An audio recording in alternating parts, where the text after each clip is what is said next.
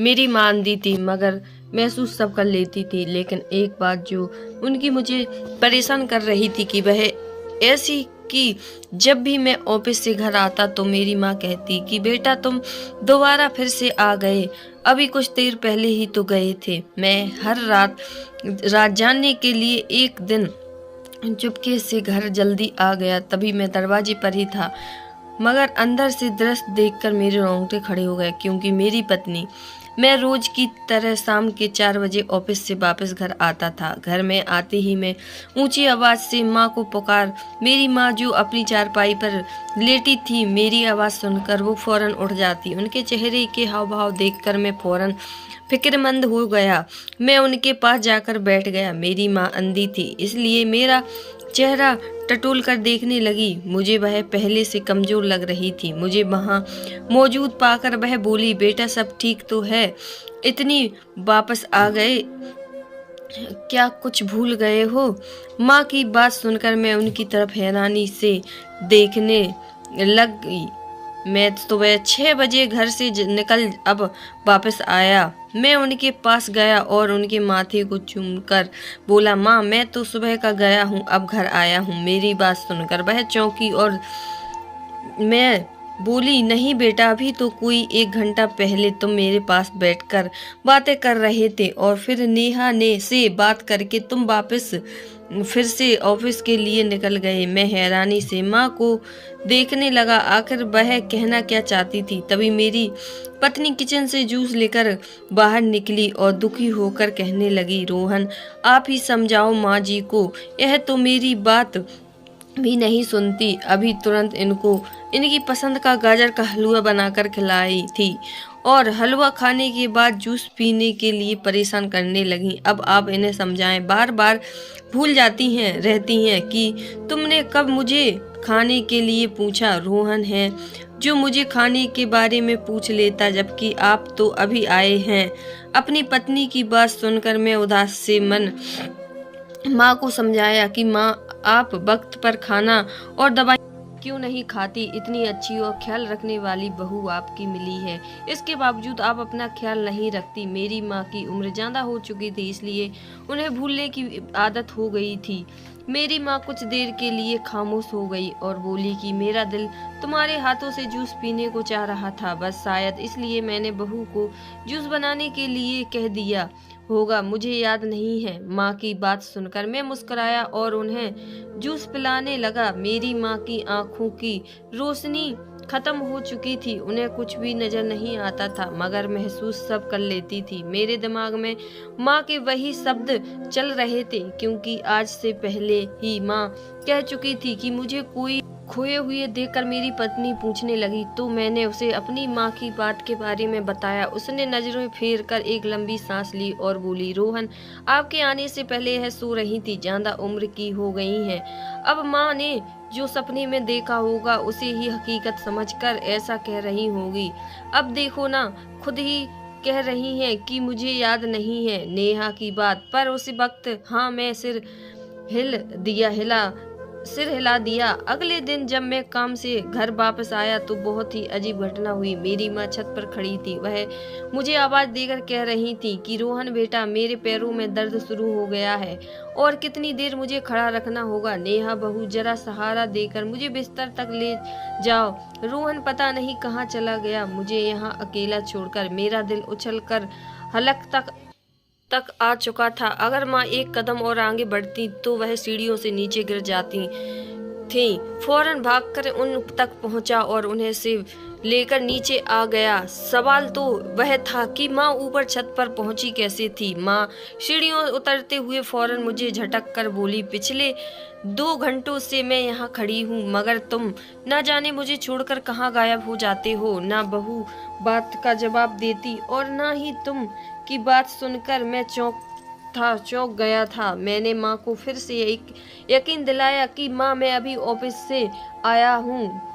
वापस आया हूँ। मगर माँ का अंदाज देखकर मुझे सच में फिक्र होने लगी थी। एक तो मेरी माँ की आंखों की रोशनी खत्म हो चुकी थी और दूसरी उनके भूलने की बीमारी से डर सताने लगा था कि कहीं दिन इस सीढ़ियों से ना गिर जाती। मेरी परेशानी देखकर मेरी पत्नी भी परेशान हो गई और फिर मेरी माँ को उनके कमरे में छोड़ने चली गई और उनसे कहने लगी, माँ जी मैं तो आपको आपके कमरे में छोड़कर बाजार चली गई।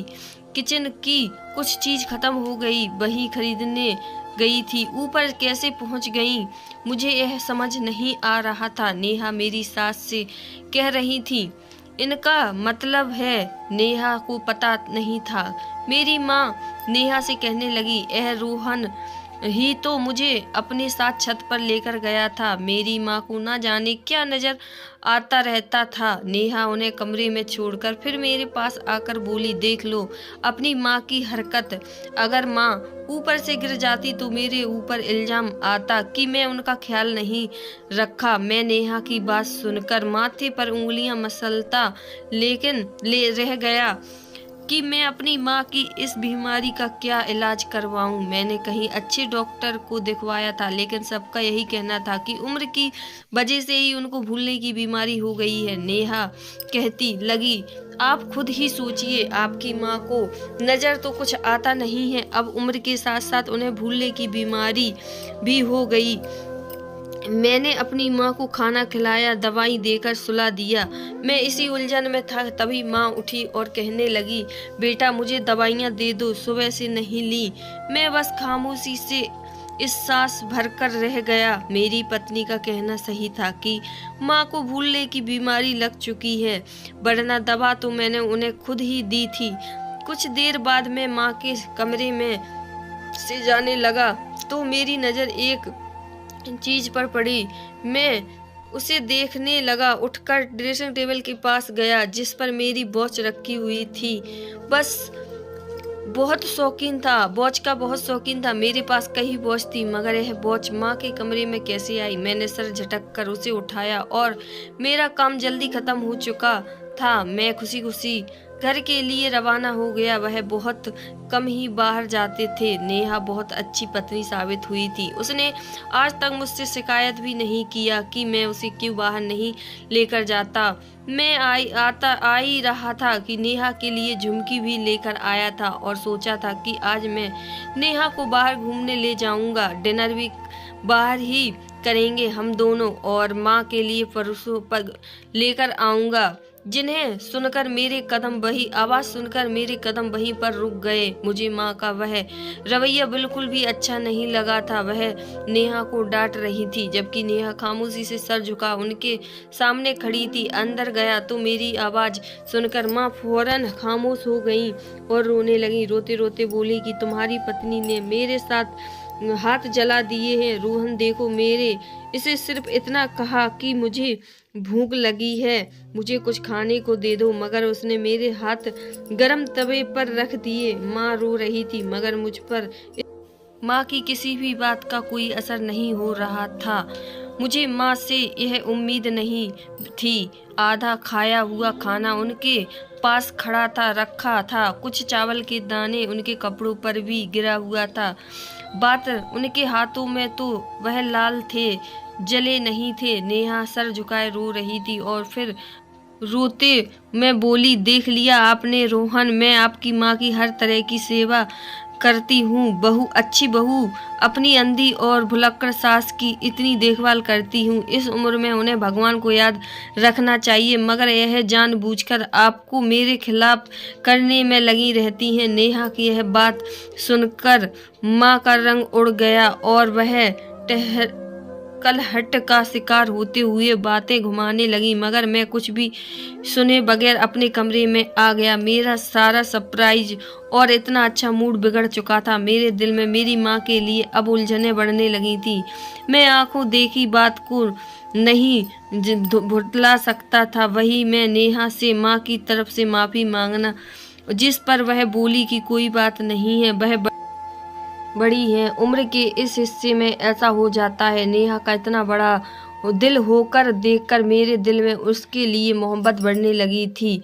फिर उस उदास होकर बोली, रोहन आप मुझसे वादा करो कि कभी माँ की बातों में आकर मुझसे नाराज नहीं होंगे। मैं नेहा से बहुत प्यार करता था, ऐसा भला कैसे मुमकिन था। मैं किसी भी किसी की बातों में आकर उनसे दूर होता। मैंने उसे यकीन दिलाया कि ऐसा कभी नहीं होगा। मैं अब माँ से बहुत कम बात करता था। सुबह बाहर जाने से पहले उनसे मिलकर चला जाता और रात को उनसे थोड़ी सी ही बात करके सो जाया करता, मगर उनका व्यवहार अभी भी वैसा ही था जो मुझे अक्सर सोच में डाल दिया करता। एक शाम जब मैं काम से वापस घर आया तो मेरी माँ मुझसे बोली, बेटा तुम इतनी जल्दी दिल्ली से वापस भी आ गए। माँ की बात पर मैं चौंका और मुस्कुराकर बोला कि आज फिर अपना सपना देख लिया। मेरे सवाल पर वह खामोश हो गई और फिर कुछ सोचकर बोली कि नहीं बेटा, सपना तो नहीं देखा था। तुम मेरे सामने बैठे नेहा से बात कर रहे थे कि तुम आज रात दिल्ली जा रहे हो और जैसे लौटोगे तो कुछ दिनों के लिए नेहा को घुमाने लेकर जाएंगे। माँ की इतनी लंबी बात पर मैं सोच में पड़ गया। यह सपना था, यह हकीकत? मैंने तो ऐसा कुछ नहीं कहा था।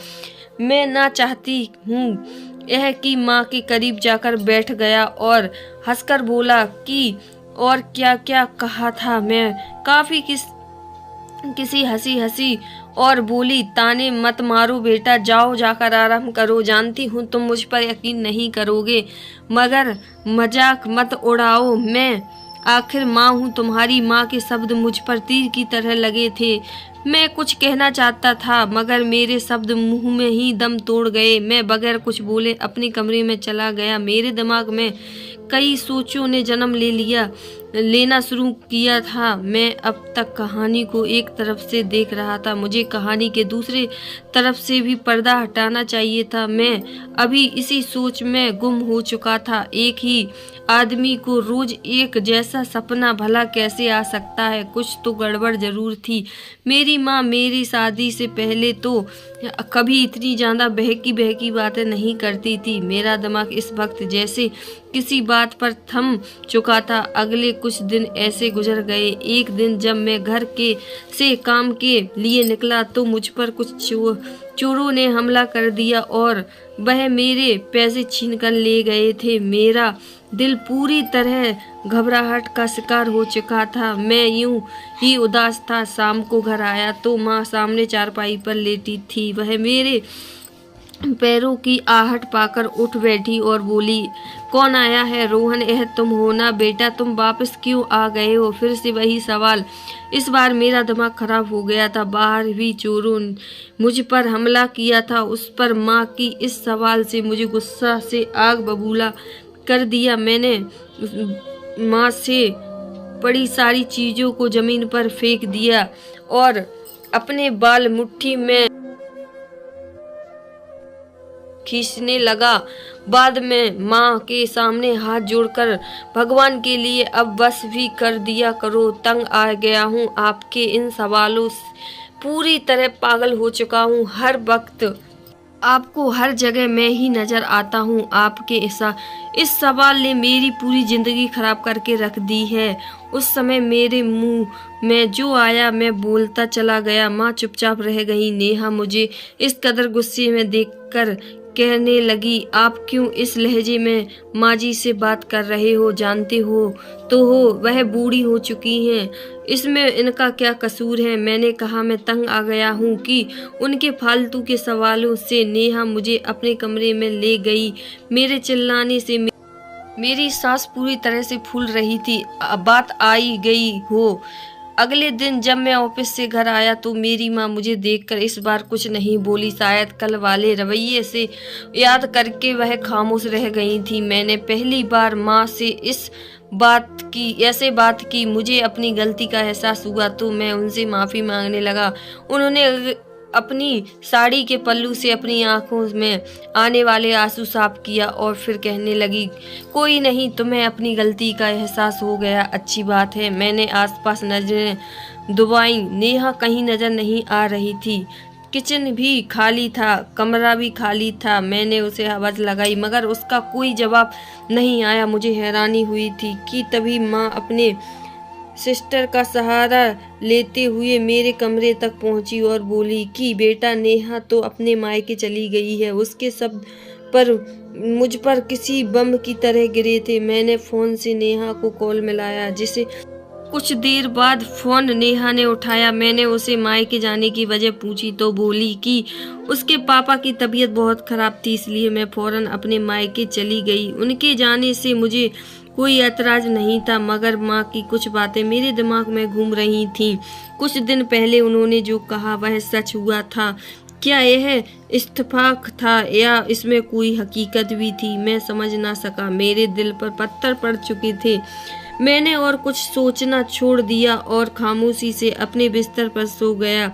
4 दिन यूं ही गुजर गए। आज नेहा मायके से ससुराल वापस आना था। मैं खुश था, मगर इस बात से अनजान कि आज का दिन मेरी जिंदगी का सबसे बड़ा दिन होने वाला है। आज काम से जल्दी छुट्टी लेकर घर आ गया था। मेरी गाड़ी घर से कुछ दूरी पर ही थी। मेरी पत्नी नेहा किसी लड़के के साथ गाड़ी से उतरी थी और अब वह दोनों घर के अंदर जा रहे थे। मेरा दिमाग बिल्कुल सुन्न हो चुका था। वह लड़का ना उसका भाई था, ना ही कोई रिश्तेदार। मैं बहुत मुश्किल से खुद को संभालते हुए खामोशी से घर के आधे खुले दरवाजे में अंदर दृश्य देखा। मेरी माँ किसी से बात कर रही थी और वह आदमी भी हूबहू मेरी आवाज उनसे बात कर रहा था। मैं हक्का बक्का और बड़ी खामोशी से बाहर ही खड़ा सुन रहा था। मेरी माँ उससे दवाइयाँ और अपनी मांग रही थी। वह जैसे ही बेहोशी की हालत में लेती थी, तभी नेहा ने पानी से भरा गिलास मेरी माँ की आंखों में उड़ेलना शुरू कर दिया और फिर हंसते हुए बोली, पता नहीं कब मरेगी यह बुढ़िया। शुक्र मानो कि यह बुढ़िया अंधी है, वरना हम लोग ऐसे मिल भी नहीं पाते। मेरी पत्नी की इस बात पर उसके पास खड़ा लड़का हंसने लगा। मेरा दिल तो जैसे धड़कना ही भूल चुका था। मेरी पत्नी उस गैर लड़के के साथ हाथ में डाले मुस्कुरा रही थी।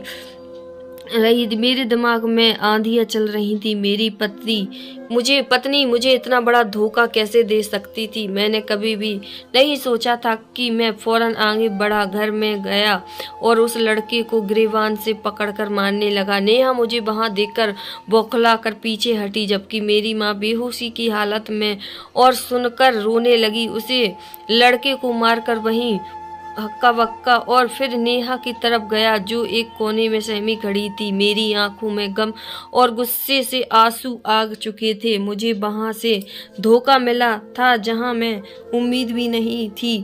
वह डर के मारे मेरे पैरों में गिरकर माफी मांगने लगी। वह रोती हुए बोली, मुझे माफ कर दो, इसमें मेरा कोई कसूर नहीं है। यह लड़का मुझे फंसा रहा था, मैं सिर्फ तुमसे मोहब्बत करती हूँ। वह लड़का चिल्लाते हुए बोला, यह लड़की झूठी है, ना पति से वफा की और ना ही मेरी मोहब्बत का लिहाज रख पाई। क्यों नहीं कह देती कि तुम शादी से पहले से ही मुझे पसंद करती थी और मैं रोजाना तुमसे मिलने आया करता था। उस लड़के की और बातें अगर मैं सुनता तो शायद मेरा दिल फट जाता। उसकी तरफ बढ़ता ही कि उससे पहले वह वहां से खुद ही भाग गया। नेहा मुझ देखकर रो रही थी और मुझे उसे देखकर घिन आने लगी थी। मैं नहीं चाहता हूँ कि आंसू नहीं रुक सका। वह अभी मेरी माँ के पैरों में गिर रही थी तो कभी मेरे पैरों में गिर रही थी। उसकी वजह से मैंने अपनी शक किया था, सिर्फ इतना कहा कि तुम काबिल नहीं रही कि अब मैं थप्पड़ मारने के लिए अपना हाथ गंदा करूं। तुमने मेरे साथ बेवफाई की, मेरी माँ को सताया और मुझे उनके खिलाफ किया है, इसलिए तुम चुपचाप इस घर से और मेरी जिंदगी से हमेशा के लिए निकल जाओ। मेरी माँ कहने लगी, बेटा एक बार इसे माफ कर दो, इसे एक बार लड़का अच्छा नहीं है। इतना सुनते ही नेहा मेरी माँ के पैरों में गिरकर ना जाने कितना रो रही थी। देर तक रोती रही। माँ ने उसे अपने करीब बिठाया और उसके आंसू पहुँचने हुए बोले, बेटा मैं तो तुम्हारा घर बसाने के लिए कितने दिनों से खामोश थी। तुम ना मुझे वक्त पर खाना देती थी और ना ही दवा। पता नहीं वह कौन सी गोली मुझे जबरदस्ती खिलाती थी, जिसके बाद मुझे लगता था कि मेरा सर हवा में सिर झूम रहा है, बहकी बहकी बातें करने लगी थी। तुम मुझे पूरा दिन भूखा रखती थी, मगर हाँ, अपने पति के आने से पहले मेरे सामने खाना रख दिया करती थी ताकि रोहन को शक ना हो। वह लड़का रोहन की आवाज़ निकालता था, इसलिए रोहन की आवाज़ में मेरे सामने सामने बातें करता था। मेरे हाथ भी तुमने जलाया था। फिर कहने लगी, जानती हूँ बेटे, मुझे तकलीफ नेहा की बातों से नहीं, तुम्हारी बातों से होती थी। वह तो पराई है, मगर तुम तो मेरे बेटे हो, फिर भी मेरा दिल दुखाते रहे। मैं दहाड़े मार मार कर रोने लगी और मुझसे माफ़ी मांगने लगा। उन्होंने मुझे फिर से सीने से लगा लिया और माँ के कहने पर नेहा को घर से नहीं निकाला। लेकिन अब मेरे और नेहा के बीच में पहले जैसा प्यार नहीं था और ना ही विश्वास। मैंने अपने घर में जगह कैमरे लगवा दिए और अपनी माँ की देखरेख के लिए एक नर्स रख लिया। कहानी पसंद आए तो चैनल को लाइक शेयर सब्सक्राइब करना। हर हर महादेव।